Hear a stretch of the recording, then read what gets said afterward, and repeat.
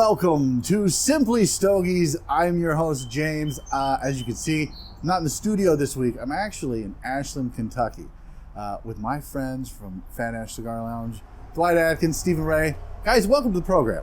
Thank you so much. Very glad to be here, James. You must be lost. Well, no, sir, I'm not lost. I'm here from My Old Kentucky Herf. If you don't know what that is, you haven't been watching the show for the last couple months because we talk about it all the time. It is a great event. But today, I really want to focus on you two, how you two met, how all of this came to happen, how FatAsh started. Because here's the thing, there's only a few lounges in the country, Dwight, and I mean this with all sincerity. There's only a few lounges in the country that I really love going to. This is one of them, and I put you up there with some of the other best lounges that I've been to. And it's not that I play favorites. It's when I walk into these lounges, I feel like family. And everyone should have that experience. And everyone who walks into FatAsh has that experience with you guys. So, Dwight, let's start with you. How long have you been smoking cigars? I've been smoking cigars for over 30 years, probably 35 years. There's pictures of me in high school smoking cigars, and that's been a little bit ago. So. Yeah, I think the statute of limitations has run out on that. I think we're fine. It might have been legal back then. It probably was. So you've been smoking for 35 years.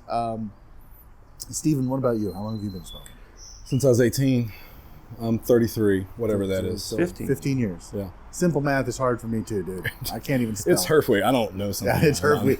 So it is Herf Week. Obviously, we're here for the My Old Kentucky Herf, and you've both been working your tails off. It's busy. Mainly him, but... Well, yeah, I saw a post on Facebook from somebody who said that you were a slave driver. Yeah. Exaggeration. But probably a slight exaggeration. But you guys are very busy. Don't ask me for help. If you offer your help, I will say, you'll take it. Yes. Here's what you can do. That's why I asked you if you needed help yesterday. Yeah. I am. No, you're like, no, if you don't mean it, don't ask. So let's talk about the lounge, FatAsh Cigar Lounge, Ashland, Kentucky. Now, look, guys, if you've watched the show before in the last couple of years, every time I'm here, I'm like, it's middle of nowhere, Kentucky. It's really not.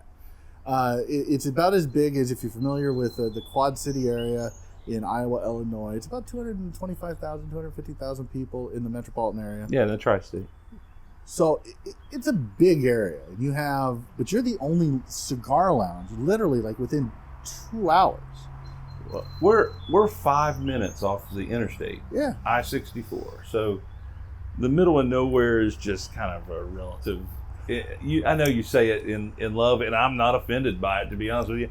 It's very hard to offend Appalachian folk, but no, it's we're right where West Virginia, Ohio, and Kentucky come together, and we don't really care which side of the river where you're from. We just we love people here. Yeah, and that's the thing. It's I think you smoke cigars to relax, and it's hard to relax around a stranger. And so our goal is to make sure that if you come into our lounge that you're not a stranger. We find out your name quickly and try to even introduce you. If you stick around, you're going to be introduced to the regulars. You're going to be introduced to people. Oh, absolutely. That happens every time I'm here. I always meet new people. They're all great. But how did this lounge come about? Because this lounge is 5 years old now? Six years old now. Coming up on 7, yeah. Yeah, coming up in November it'll be 7 years. So it's not that old. You haven't been around that long. What prompted you to open this lounge? James, I had wanted to do something like this, like probably a lot of your viewers, for many years. But typically there are things that stand in the way. Good jobs with insurance. That's a big one. That was one of mine. And just other financial situations. These days, a lot of regulatory hindrances. A lot of cities have indoor smoking bans, and you could have the perfect location and not the perfect fit. For me, I had a couple folks that were willing to help, and Faith and Woody Woodrum helped me out in a way to get the upstart capital, and they believed in me, and they believed in this place and the vision for it. And so we found a place here in Boyd County, Kentucky, where they're like, we don't care if you smoke in the restaurant. It was very, very friendly. Our relationship with the people that were involved with government here in Boyd County, they were just very welcoming and open. And we found a great spot that was very convenient to the interstate. And so the stars lined up, the opportunity was there, and I had a very supportive wife that said, you know what, that's your dream. I think you should do it. That's awesome. That's such a great story, because you're right. When you walk into any lounge, Dwight, people are like, oh, I could start a cigar manufacturer. I could be a cigar manufacturer. I could start a company. I could start a lounge. I could do it better. I could do this. Very few take that risk. Very few take that leap. But they all think they can do it better. And I say this every year that I'm here. You've built something here, a culture that is welcoming, it's inviting, it's friendly. I don't think I've seen you angry at anybody. And I only see you when you're super stressed out. I've seen him angry. Let me ask Stephen. Stephen, how did you and Dwight meet?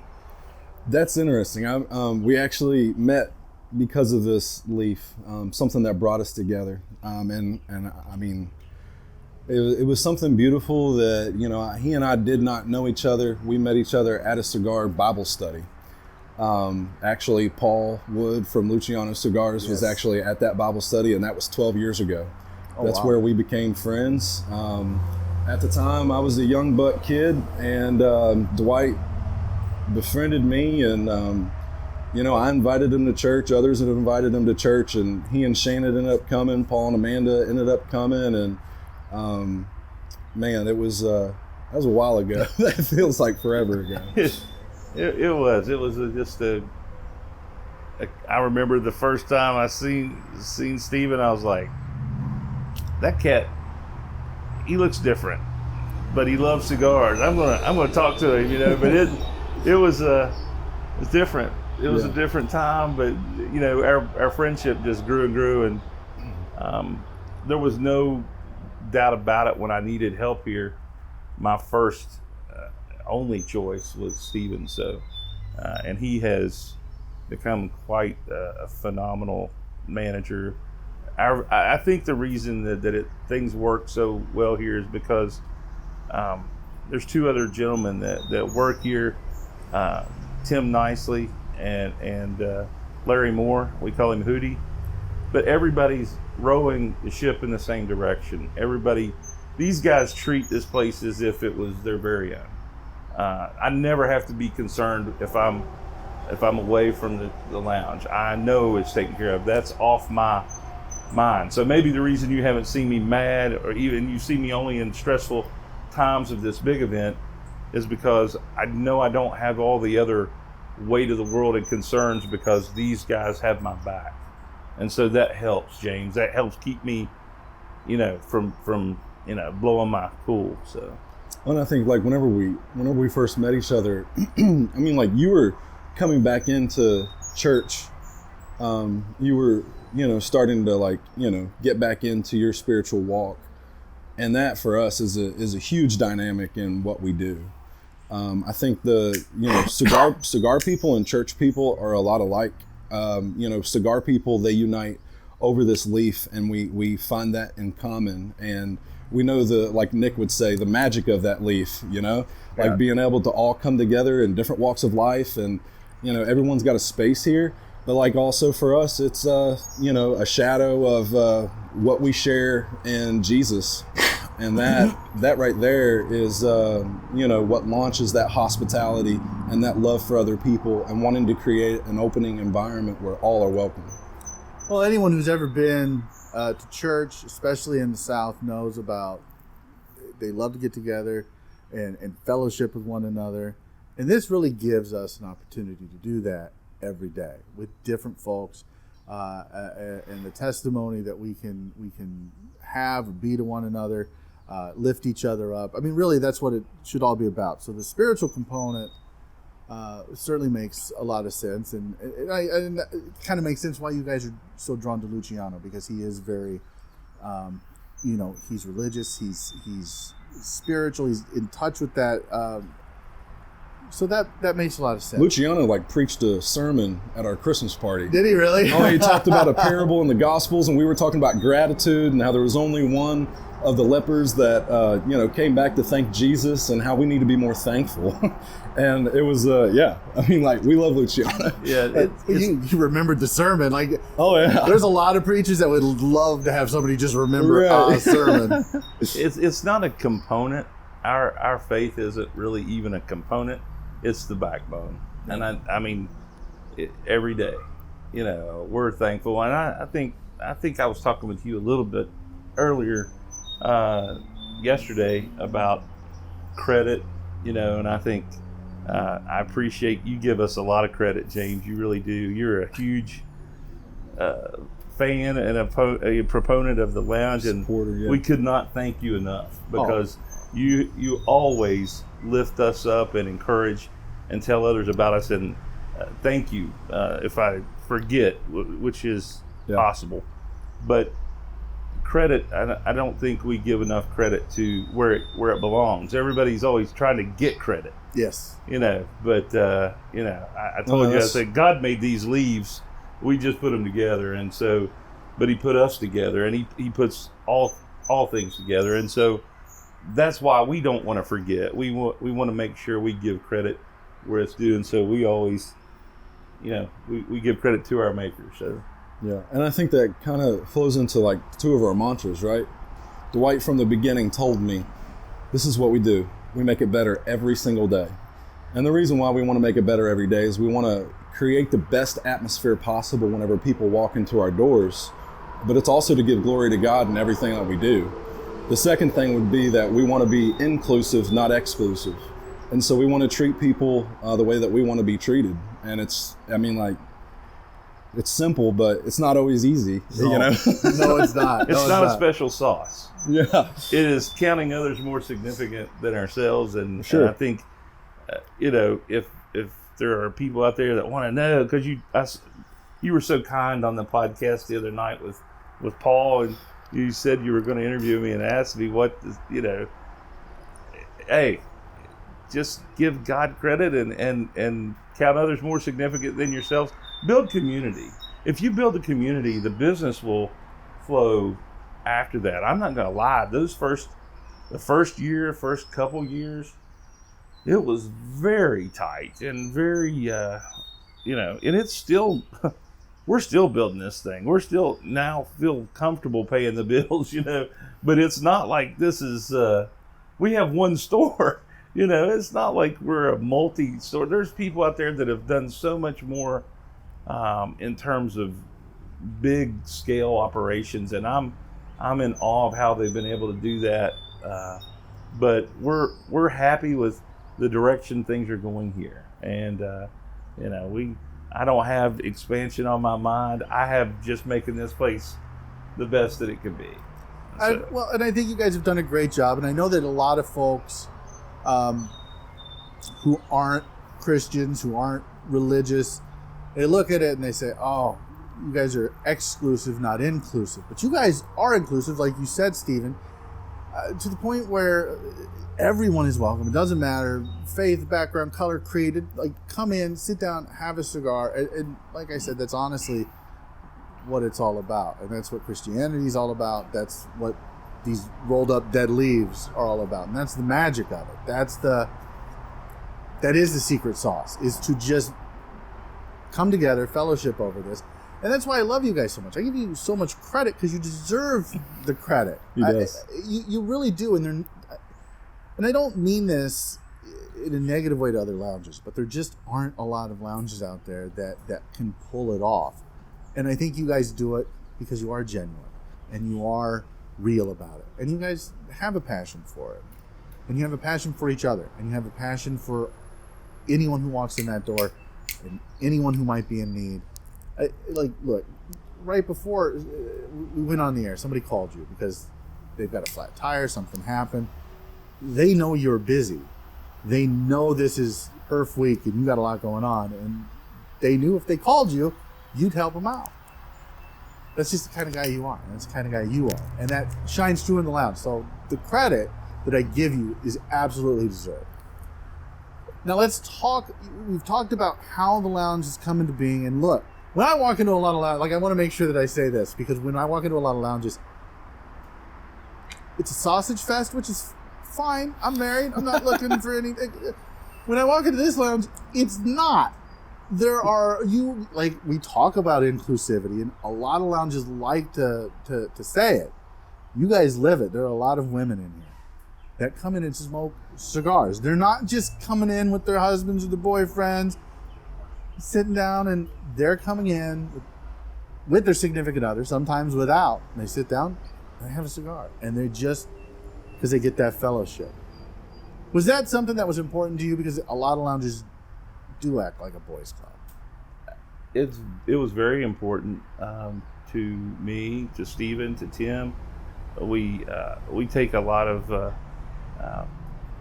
I don't know, just our spouses are our lives. We have wonderful wives, and we respect women, and we're not going to tolerate any disrespect for women in our lounge. We don't have to say that.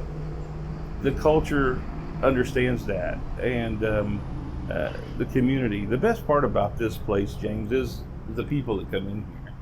And so I think that if you have a misogynistic environment, they're going to feel it. Women are so much more in tune with what's going on. Their perception is on a different level. They're going to know if you're faking it or if you want them there. And we want them here. We want them to be comfortable here and included and part of the conversation. And not only that, we want to learn from them. It's their palates and their sense of smell they're greater than ours. That's why they have certain positions, within not only this industry but other industries, because they have a keener sense of smell and taste. We can learn a lot from them. So we want them here for all the reasons that make them wonderful. And it's not an awkward thing when they come in. They feel comfortable, and that's what we want. When you talk about credit, I think for me it goes back to the lady that you invited that probably couldn't get up past her alarm this morning. Shannon is an integral part of what we do here at FatAsh. And if you've met Shannon, you see how electric she is, and you want to be with her, and you want to smoke cigars like her. Like, guys walk in, they see Shannon smoking a cigar, and I'm like, yeah, she smokes more cigars than you do in a day. I mean, like, you want to be with her. And I think whenever she kind of breaks down that barrier with other women that walk in, they're like, oh, this isn't just a guy's thing. I can come in and I can hang out, and I'm welcome. And it's like, yeah, come on down. James, I'll even say this, beyond when they're here, these ladies are out in the community, they're smoking cigars, and they are promoting FatAsh Cigar Lounge. They're promoting coming here, hang out, women that had never even crossed their mind to smoke a cigar. They see Heather, they see Tanya, Shannon smoking cigars, and they're intrigued, like, what are you doing? And they're like, this is super relaxing, and it's a great hobby. And the next thing you know, they're bringing their friends in. So it's no different. I don't know why we get in our minds that it's different. It's no different than what we do. They have a passion for cigars. They have a love for people, and they want those things to come together. And I don't know, we look at it like it's some kind of a weird mystery. It's not. We're all in the same boat. Absolutely, we are. It's funny that you bring that up. We're all in the same boat. I like to use the analogy, a rising tide raises all ships. Have you said that on every show? Not every show, but just about a lot of them, maybe 90%. I like the positivity, Jim. Thanks, man. Yeah. I appreciate that. I like it. But I stopped in on the way down to Kentucky as first responders go flying by. Thank you for what you do. We appreciate that. Hope everyone's okay. Yes, absolutely. But on my way down here, I stopped at Executive Cigar in Louisville, Simpsonville, right outside of Louisville. Simpsonville. And I talked to Curtis and Chrissy Crutchfield. They're closing their shop on Saturday. Like, they put it on Facebook. They told their customers, hey, we're closing. If you want to come smoke a cigar, make the 2-hour drive to Ashland. Come hang out with us because we're going to My Old Kentucky Herf. Like, here's the link for tickets. Like, here's who to call. That's phenomenal to have that, especially because, and I know last year you had retailers from around the area. When I say around the area, again, it's 2 hours away, right? Minimum. From around the area, come in and talk to the principals, to the reps, to the blenders that were here last year. That's phenomenal. Like, not a lot of people want to do that. And again, it's the culture that you guys have created here where you do want to raise other people up and you do want to help them out and you do want to be a brotherhood, a sisterhood, a whatever you want to call it. A family. That's the perfect word for it. A family, and help everybody out. And not just that, but the people who support you, the manufacturers who come in. You're helping support them by bringing in other retailers. I think that's fantastic. When you opened this lounge, was there anyone that was against it? Like, no, like, this is, you're too close to us, you're too close to this. Was there anyone in the community who was like, oh, you damn tobacco smokers, like, keep it away from us? Or was everybody, because you said everyone was kind of for it. And that in this day and age, that is rare. We were kind of a little secretive when we were doing the build out. We papered the windows. We didn't really announce what we were doing because we know that there's a tendency, there's that element of mankind that the haters. The haters, yeah. And you know, we didn't want to cause any drama. We just wanted to make our dream happen. And so we threw the sign up at the last minute and opened it up and said, we're here.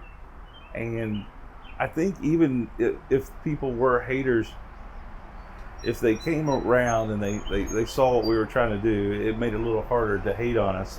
But no, James, we didn't have a lot of opposition in the community. I think there was a lot of curiosity. What's a cigar lounge? I bet that's a bar. And, no, we don't even, the county was dry, so it couldn't have been a bar. Right. It's since gone wet. We haven't, but, we're kind of, we don't care if people have a drink here, but no, absolutely not. We don't sell it. Yeah, BYOB. Yeah. Tim was here yesterday. He was drinking a Wait a little second. bit He of was bourbon. supposed to be working. Well, he was. He was doing a good job. He was doing a fantastic job. He was. But so it is. It's not that you're against it. It's just there are more problems that come with that usually. I just don't want to. We don't want to change the culture, Yeah. The community, what we built, because the county was dry for first 2.5 years we were in existence, and I just didn't want to change the vibe. Didn't want to change the feel. Didn't want to change the policies. Didn't want to have to change what our vision started out, which we just wanted to be purveyors of fine cigars, and that vision's not changed. We're committed to that, and like I said, not opposed. If one of your listeners wants to stop by and enjoy a drink with what they smoke, as long as they bring it and keep it discreet, we're fine with that. We don't care. Absolutely. Enjoy it. Tell them about the influential impact of the Grand Ole Puff starting out. Why don't you do it? Well, I mean, I didn't start the Grand Ole Puff. Well, Fine then. so the other night, Paul Wood was on your podcast. You guys were ridiculously kind to me. It was embarrassing. But I've been best friends with Paul for 20 years now. And several years when you ask about this place opening, we had that vision, we had that desire for about 3 or 4 years before that. I think Grand Ole Puff, which is a Facebook group, has been around for about 10 years now. And so we just started a little a little Facebook group, which grew locally and then expanded. And when we opened here in 2017, late 2017, that small group had 300 and some members, gave us an instant customer base. Like I said, I always talk about the people make it. Those people came out and supported us right from the jump. They got lockers. They just really helped make sure that we had a successful opening and gave us some momentum right from the beginning. And for that, the people that are in that group that have been in it from the beginning, we are also very, very grateful. I think the group now has over 800 members. Wow. And so, but it's not a drama-filled like group. Most groups. Like I'm not saying like most. I will like say like some, most. Yeah. Like some. It is just, it's the same. I would say it's the same kind of culture and vibe and thing that we have here. And it's not just a FatAsh Fest. I mean, there's people from not just other lounges. Yeah, Yeah, other Curtis and lounges. Chrissy. Oh, absolutely. Yeah. I don't want to. I do want to circle back to that. Curtis and Chrissy, it is very hard to have a small business. It is not the easiest thing in the world. It is something that's on your mind every day when you wake up, when you go to bed, and even on your days off. You're thinking, so at some point in that day, you're thinking about your business. Yeah. For them to sacrifice revenue and their business to close it down, to come here, to Saturday. be part of On a weekend. not just but like the day that they're probably the the busiest. busiest days, Friday, Saturday. Absolutely. Like to shut it down and to come and hang out with us, it's special. And I could not endorse Executive Cigar Lounge anymore, because they are just great people. And that's what really, if Stephen and I can tell you what fuels our passion, as much as it is the great tobacco, it more has to do with great people. And you're going to get both those things at Executive. We have a lot of supporters in this community. The cigar community, James, the reason you do what you do is because you love people and you love this leaf. But you have so many that are good to us. And I if I'm going to name drop anybody, Robbie from Stogies Smoke Shop in up near Dayton, Huber Heights. Great shop, great guy, great supporter, has helped us here from the very beginning. We need something, all I'd have to do is call Robbie. And there's just so many. Tobacco Town and Beaver. Yeah, Chase and Schwab's has been the great. boys, Jeff Schwab in Lexington, Larry Ledbetter at Leaf and Barrel in Georgetown, Kentucky. These people, they all come to this event. They stop what they're doing. Over the Rhine. Chet at Over the Rhine in Cincinnati. Nick from Party Source. Right. I mean, like, it's just these cool. are people it's community. Yeah. It's what, they work at these places or own these places, and they finally get a day off or not. And what do? They come to be around more of this. And I'm just like, I'm so grateful to those people. I'm thankful that we have this community. It's not the enemy; they're our friends, and that's just the way I feel about it. I mean, it's such a cool thing. There's going to be others there in attendance that probably are from other shops that either own or work at them, and hats off to them, because without that kind of support, this event that we do couldn't grow to what it has grown so far. Absolutely. Do you think that is in part because there's distance between you, so it's not as much of a competition? Because when I look at lounges in other areas, just take Des Moines, for example, my home state, capital city, there's 5 or 6 lounges, and none of them like each other, and they don't get along. And it's very frustrating to go there and go, like, to choose a lounge. Not that I am some celebrity, but when I go, it's like, who am I going to today? Because someone's going to get upset. Someone's going to be offended. Like, what am I supposed to... So, and they're all within, 5-10 miles, 15, 20 minutes of each other. Do you think that it's because of that, or is it truly because of the culture, not just that you've built, but that the community here in Kentucky has built? James, there is this rivalry that's built into us. I think high school doesn't help that. No, it does not. It teaches you to hate thy neighbor. When that is, I got to be better than them. Yeah. And so I believe that sometimes that proximity definitely builds into the rivalry. I mentioned earlier that it's not easy having your own business. People have really not the understanding that they probably should of just how much it takes. It takes a lot. It takes a lot, and it's sacrifice in your personal life, and sometimes straining on relationships and everything because you have a vision. But to your point, does proximity have something to do with it? It possibly does. I mean, if I wanted to be all, rainbows and daisies and say that it didn't, right? Who's to say that a relationship would be different if they were across the street? But because everybody's trying to accomplish the same thing, create a successful business, and to do that, it takes revenue. And, in a smaller community, it's hard to share that revenue. But the optimist in me, and since it's hypothetical, I'm going to say, after getting to know these people, I don't think it would matter. I think they would support me if they were right next door to me. Now, since it's hypothetical, we'll never know. And I'm completely fine with that, James. Because, I would imagine it. Because I love those people. Yes. And I wish them the best, and I appreciate their support. No, it is awesome that you get so much support from them and from your local community as well. And that's why I love you guys, because you are the eternal optimists. You really are.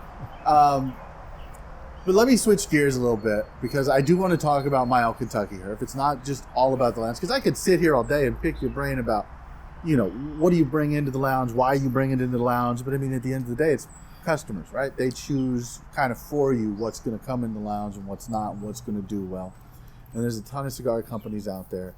But you guys, 4 years ago, in the middle of the pandemic, like right at the start of the pandemic, where people are freaking out, they don't know, can I breathe the same air as my neighbor? Can I not? Like, what am I supposed to do? You start this cigar event, and you called it the largest cigar event in the Midwest, which kind of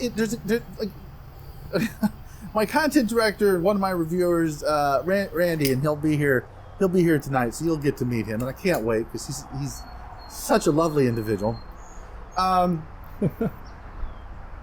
He says Kentucky is not in the Midwest. It is a southern state. And I'm like, they kind of think it's the Midwest. He's like, it's not the Midwest. He's like, it is the South. I'm from the South. It is the South. So once and for all, final answer. Stephen, is Kentucky Midwest or is it South? I failed geography.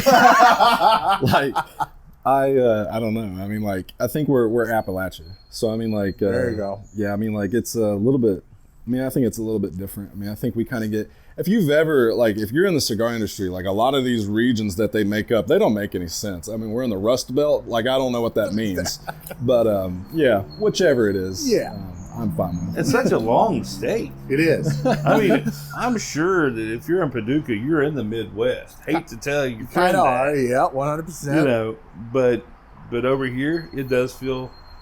I think it has more of a southern feel, at least the culture. Yeah. But James, I don't even know why you guys would argue about that, other than. I don't think we're very bored. We're very bored. I don't know that I made the claim that it was the biggest in the Midwest. Maybe it was in the COVID year. It might have been the biggest in the world. The only one. But our goal with My Old Kentucky Herf was to make it the best. And as you know, best doesn't always mean biggest. And so But this is a big event. You have over 20 vendors, cigar vendors. You have lifestyle vendors. So you've got bourbon, ashtrays, cutters, lighters, anything that is cigar adjacent, right? Some things that aren't. And some things that aren't, right? Because the community wants to support you. Yeah, the local community. Which is fantastic. But you put this together in 2020, regardless of where Kentucky's at, which I still didn't get an answer from you. You did the political thing, yeah, the diplomatic thing, and you're like, well, you know, I'm from West Virginia originally. I'm not sure. Yeah, I don't know either. I mean, Stephen's from West Virginia originally. I mean, we don't know. Apologies to our geography teachers. Continue on with your debate and discussion on. So you bring together in 2020. You start this Herf. Why did you start it? What possessed? I'm sure you started planning before everything blew up at the beginning of February, March 2020, and so the wheels were already in motion. You couldn't stop it. So COVID aside, why did you do this? Why? Because honestly, I mean, you talk about it is hard to own a small business, and you really do put a piece of yourself into it. Any small business owner will tell you that. Any good small business owner will tell you that. They put their heart, their soul, they sacrifice time with family, time with friends to make this happen. So you add an extra layer of stress and time and planning, and you put more of yourself into it to start My Old Kentucky Herf. Why did you do that? James, I don't know. No. The thing is, I believe that this is probably true for most cigar shop owners. We don't know what we're doing when we start. If we act like we knew what we were doing, we're either lying to you or lying to ourselves. You know, it's a process. You're learning the business as you go.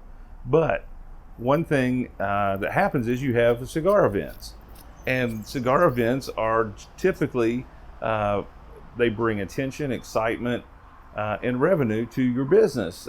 And it props up a brand and puts it out there, and people get excited for it. That's why it's an event. Well, once you have your first event, cigar event, I think it's just natural. You're like, man, what if we had this, but there was more than one brand? You know, because especially in our mindset, we're like the dog that doesn't know that it's in danger. We just want to be friends with everybody. We didn't, I personally didn't realize like there's rivalry between some of these companies. Yes. So I had this desire to do a multi-vendor event. I'd heard about them, never been to one. Right. Heard about multi-vendor events. I was like, what a cool concept. I want to do that. And so I ran it by a few of the reps, and they said, yeah, no, you don't want to do that. That's a terrible idea. Don't do it. And they're like, you'll lose money.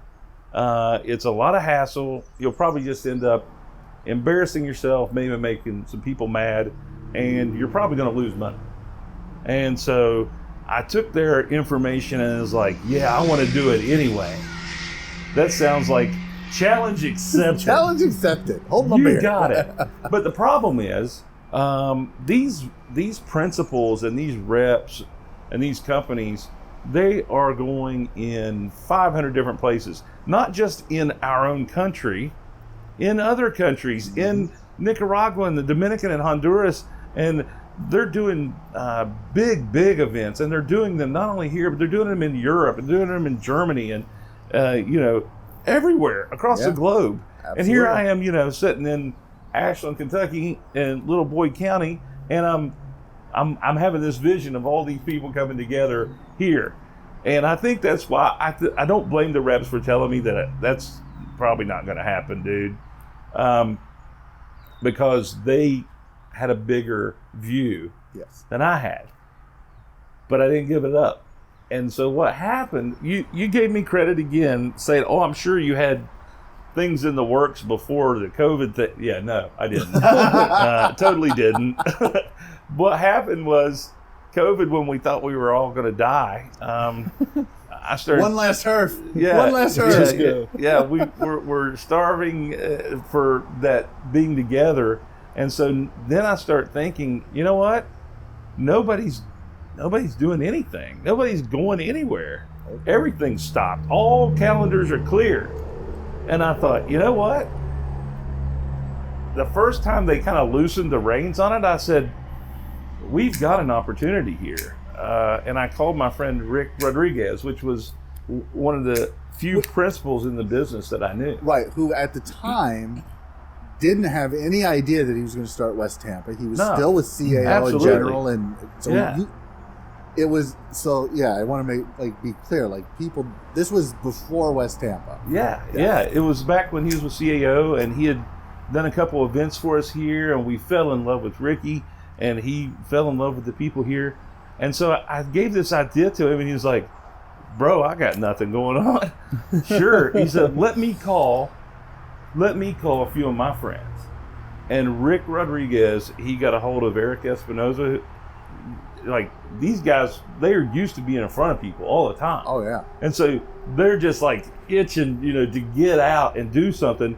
And so Ricky really helped me launch My Old Kentucky Herf by getting a few principals, big names in the industry, to come. And so we made lemonade out of lemons. Nothing was going on. Steve, we knew we had one chance to make it a successful event, and with not just Stephen's help, but with Stephen's help, everybody in this community, this cigar community here, got behind this thing and volunteered and said, yeah, because they were all itching to get out too. Yeah. I mean, we're used to hanging out together, and we couldn't. And as soon as they loosened it, we were like, let's go for it and let's kill it. And the support and the success, I think we had a little over 100 people our first year attend. But every single vendor, the principals, they all said, this was a good event. We want to come back to this. And I've heard horror stories of other events. And for them to tell me that, I felt so relieved. And we're like, okay, well, it wasn't the first and last My Old Kentucky Herf. It was the first annual. And so we'll do it again. Yeah, and it's funny, in 2021, my co-host, Nick Sears, who's traveling here as we speak, I think, he got a hold of me. And this was before he was part of the podcast. He's like, hey, you should come to this thing. I'm like, what is it? He's telling me about it. And I'm like, how are all these companies all together and they're having a good time and they want to do it again? It's the second annual. He's like, bro, you got to come to this. You got to see it for yourself. He's like, let me talk to Dwight, see if he can come. I'm like, yeah. You were gracious enough to give me a table for some reason and make me a vendor and a sponsor, and I'm like I was blown away by your generosity, and then I was blown away by your culture. I was blown away by the lounge and what you guys have built.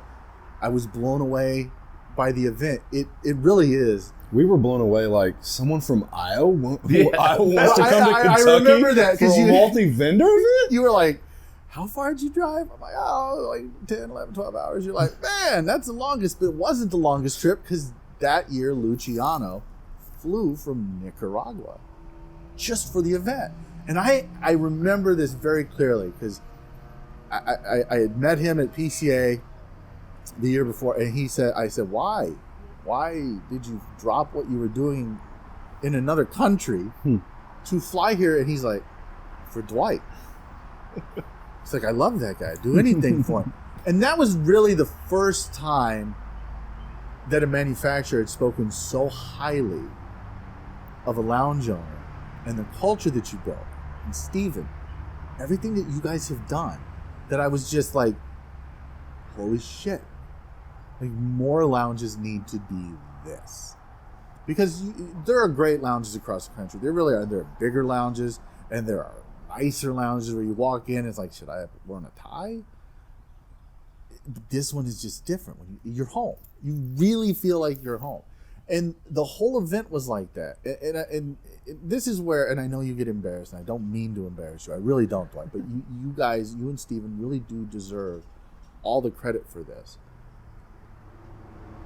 There's not a lot of lounges where the patrons love, and I mean that in a very literal sense, love the people who run the lounge. There's always complaining. There's always, I do this, I do that. I'd rather have this. Why aren't you bringing this brand in? And there's a lot of, I would say, contention. Sometimes it's friendly, sometimes it's not. But here, everyone loves you guys. They love what you guys do, and it is a family. And I'm sure people come up to you and go, Dwight, why don't you do this? Why don't you do that? Why don't you, like probably every day. Like, why can't we move the chairs this way? Can't we have the TVs on and do this, that, and the other? But for the most part, everybody loves you guys. And after that event in 2021, where I was just absolutely blown away, they took a donation from the people in the lounge. And you have an army of volunteers, a literal army of volunteers. It is, how many people volunteer every year? It's got to be close to 100. Between 50 and 100. How many, Stephen? I mean, like, the day of is probably 30. Throughout the week, it's probably 50 or 60. It's a lot of people. Yeah. And they took a donation for you so you could have a vacation because they knew how stressed you had been. Yeah. And I was blown away by that because I'm just like, not only is it very generous of them, because look, what this hobby is not. This is not cheap. And so for people to they give you money, right, to smoke this and to come in and have this wonderful lounge and have that camaraderie and have that family. But then they give you more money because they're like, you need a vacation, brother. James, the people here, you can try to give Stephen credit all day long, but Stephen and I don't put the cash in the register. The customers do, and they are what makes this happen. When they did that, it was very humbling and surprising to me. But I think our customers that are here on a regular basis, that was our cigar family that came back here that night and did that after being on their feet all day, smoking cigars and hanging out there. They came back here. Shannon and I were both very humbled by it, but I think the reason they did that is they know that we're going to take, if we don't go in the hole on that bit, we're just going to turn it around and put it back into this place and try to make it better, And so I think they knew that if they earmarked that, if they set it aside, we would take some time for ourselves, and we did. We went to a little cabin over in Ohio, which is fantastic, about an hour away. Big Rock Cabins, I'll just give a shout out to that. Great people and a great place to visit. But I keep telling you, James, it's them. They're the ones that did that. I didn't do that. No, Stephen didn't do that. It wasn't even our idea. It wasn't Stephen's idea. I mean, that's just the I don't testament. even know who started it, but I mean, yeah, it's I think it was Brian. I think Brian Harris started it, but overwhelming. I think if love has conditions, then it's not love. Absolutely. And I think whenever you take a chance on people, and whenever money's not the bottom line, it's people are the bottom line. I mean, those relationships are just irreplaceable. Just whenever you're thinking about volunteers, I just start thinking about all the people. I mean, we got in Luciano stuff to hang up. And I mean, a locker member, a guy that just started smoking cigars about 2 months ago. Now he's all in. He became a locker member. We've been getting to know him, hanging out. He's helping hanging up stuff in the member lounge. I mean, people take ownership of it because it's not about what you can get out of return, what you can get out of it. It's just, they get it. This is their place. And so they love it. Take care of it. And I kind of want to take a little bit of a detour here because I want to talk about, we're talking about community. We're talking about the folks who support you and support the Herf. My Town TV. You do. You highlight. When I pulled up this morning, you were talking to an artist, and you're like, "This guy, he's one of the best around." And Patrick McKnight. Yep. And I'm just, you had nothing but glowing things to say about this guy. He's going to be here. You said that he's coming. He's going to start doing this again. He's played the lounge several times, but My Town TV helped, along with sponsorship from Boyd County Tourism.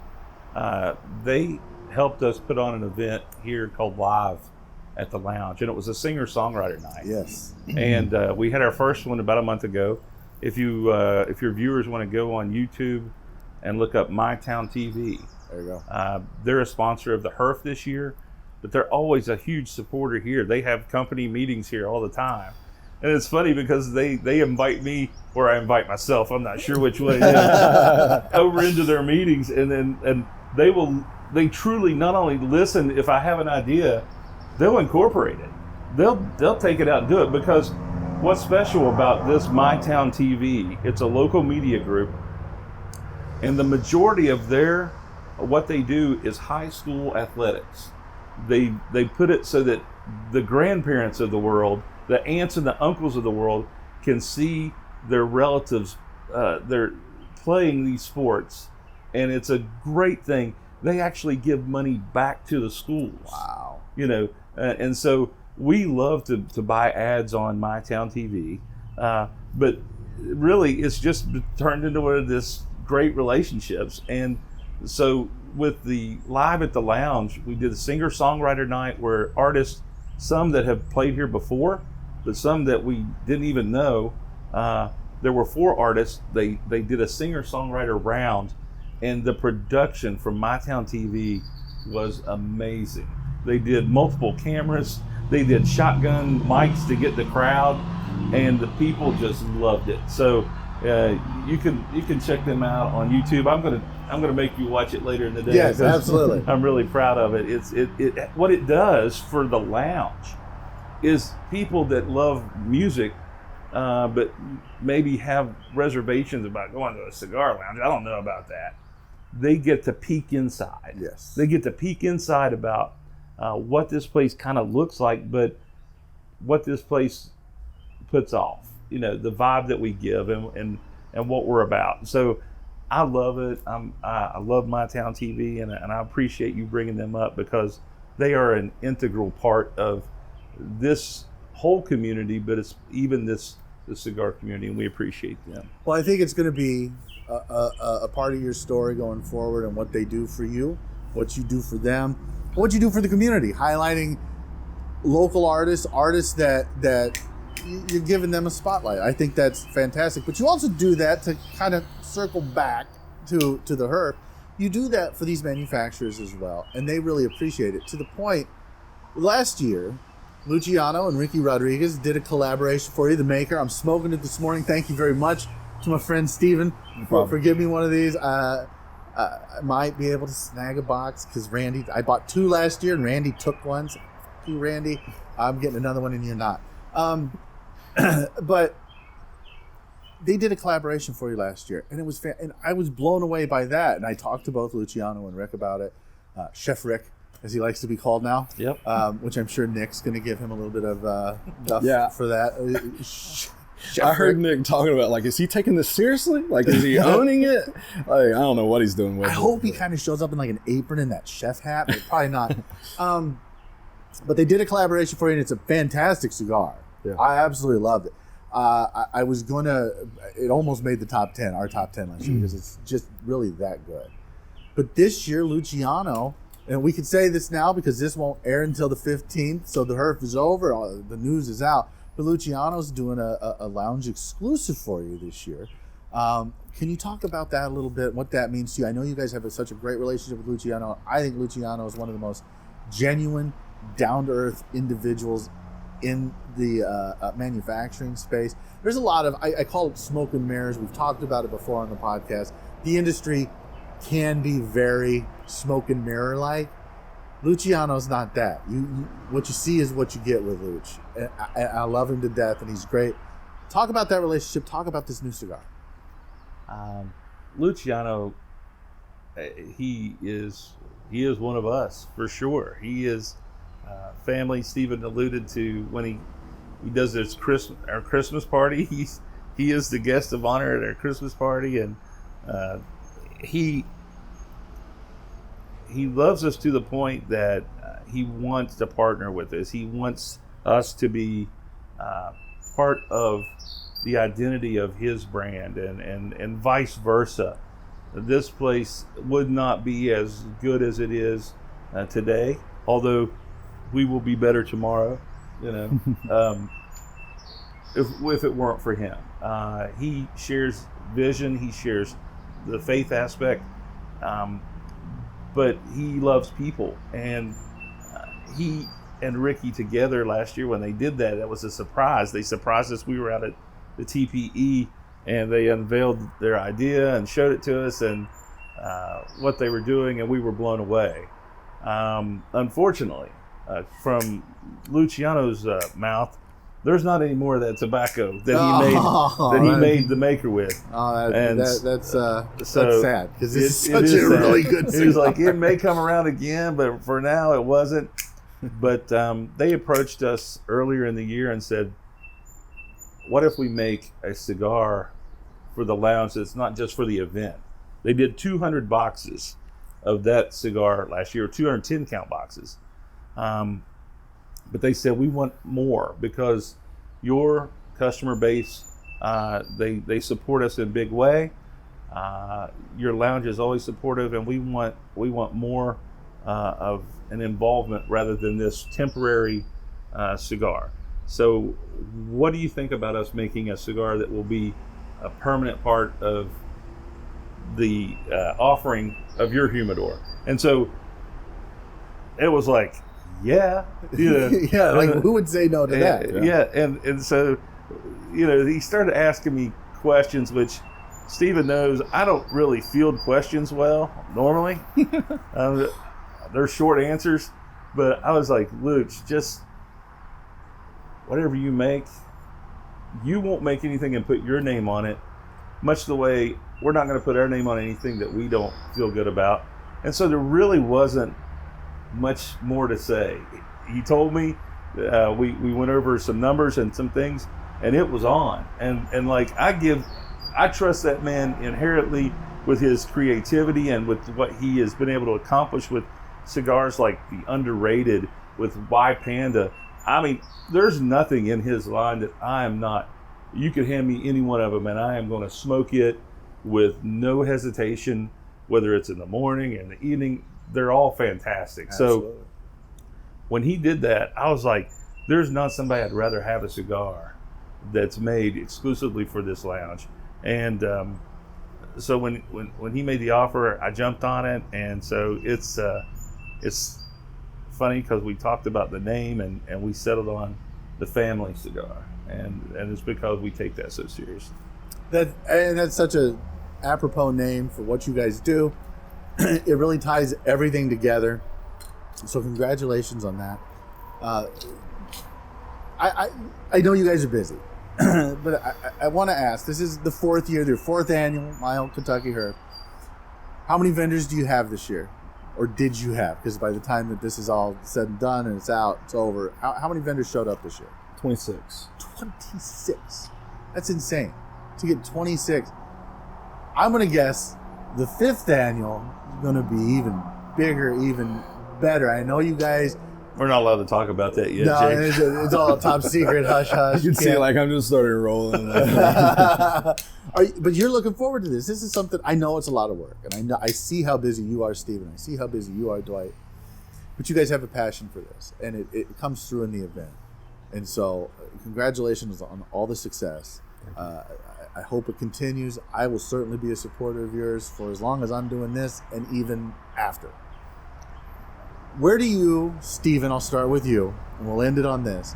Where do you see the lounge, My Old Kentucky Herf, in 5 years?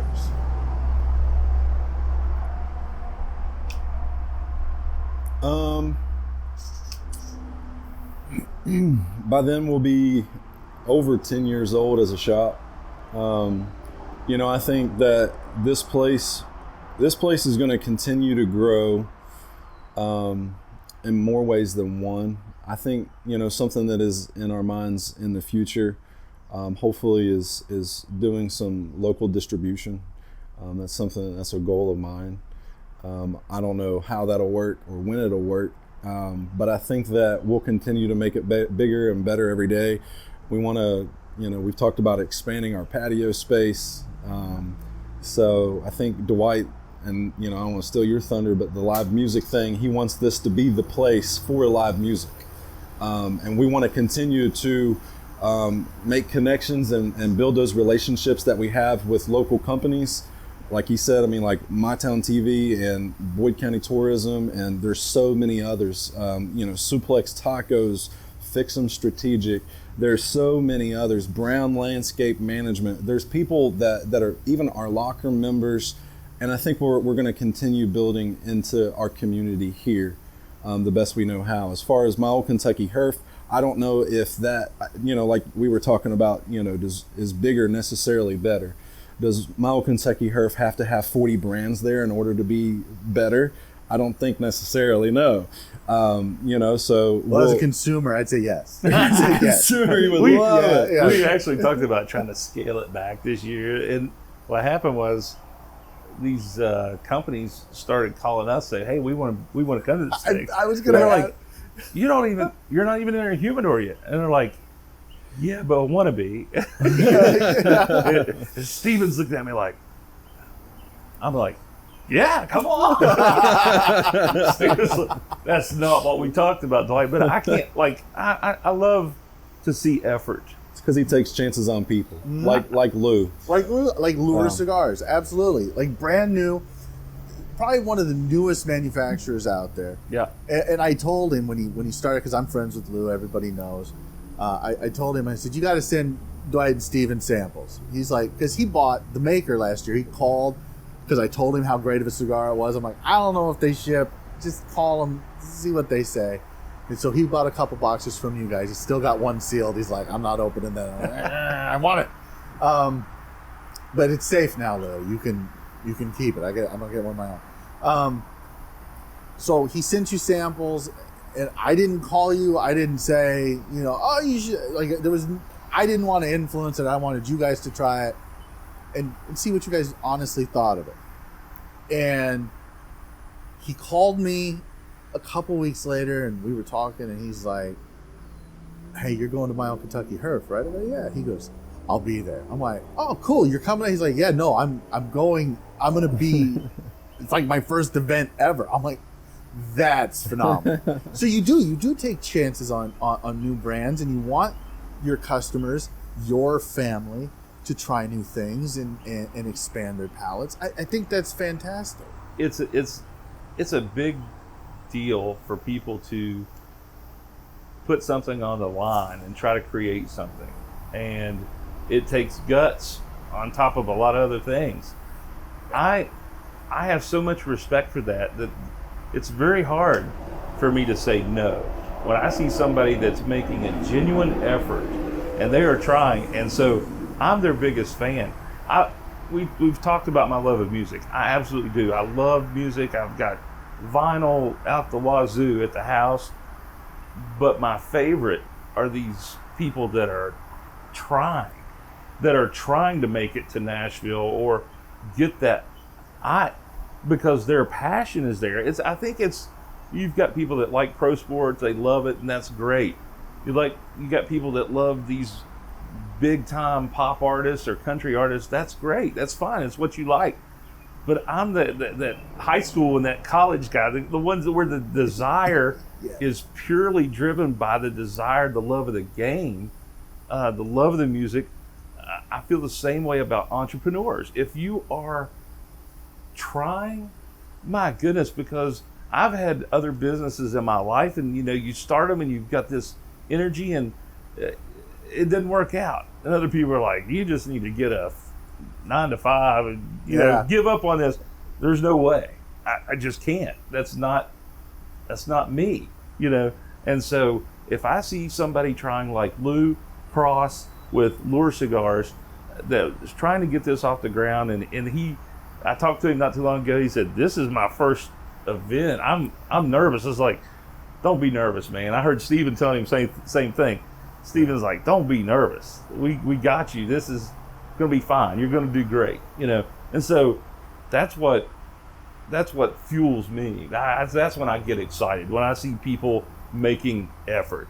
I think there's a lack of enthusiasm, effort, ambition, drive these days, and it's sad. But when I see it, I'm about it. I'm going to support it, and I'm going to push for that because that's how you make it. You know, it's effort. You know, you made the effort to drive all the way to the South Midwest part of the country, you know, to be part of this event, and you're going to be on stage, or by the time your viewers have watched this, maybe they've seen the interviews. We've got a special format this year just for you. I appreciate that. and because we think it's going to enhance the event, hopefully that it makes what you do a better experience, and so we're excited about that. Yeah, and I wanted to mention that before we get out of here is that go to YouTube. Hopefully I'll have some of these videos up. It's literally 3 hours solid of principles and blenders. We're going to talk for just a few minutes. It's going to be PCA style, very much PCA style, where it's 10 minutes, tight 10 minutes with each one, talking about why they're here, talking about what they're promoting, what they've got new. So Luciano's going to be talking about the family. Lou's going to be talking about lure. Everyone's going to be talking about something. I'm sure Chef Rick will be talking about the circle of life. It should be a lot of fun, so just check it out. If you're watching this on YouTube, like, go look at them. Otherwise, like, they'll be there soon if they're not. Like, it just depends on time. But I didn't get to ask you, so this will be the last question. Where do you see FatAsh and My Old Kentucky Herf for 5 years? And just based on the conversation, it's probably going to be 50 to 60 vendors. Stephen, you already shaved your head, so you're not going to lose any hair over it, but you're going to lose a lot more sleep. Where do you see it in 5 years? James, I'm hoping that it's My Old Kentucky Herf 9 or 10, whichever one we're at. I hope that it's a thing. I hope that it's better. I hope that there are more attendees.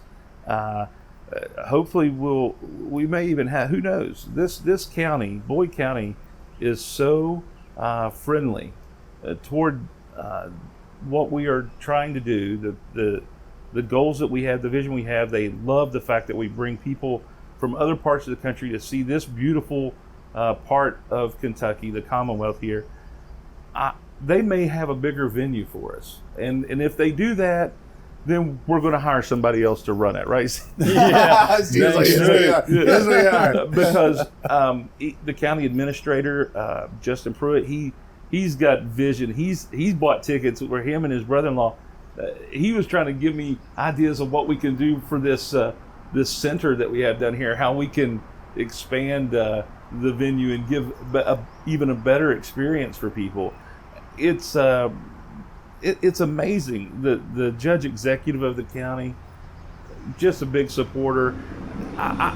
It's crazy the support that we have locally, not just from the consumers, but even from the administrators of this county. I don't know. I really don't know what to expect. But with people like you that are being so gracious and getting the word out, from the executive cigar lounges of the world, and Robbie up at Huber Heights, at Stogies, with Chase down at Tobacco Town. If they keep telling people about it, it's going to spread. I think it's going to be bigger. And I just love seeing people happy.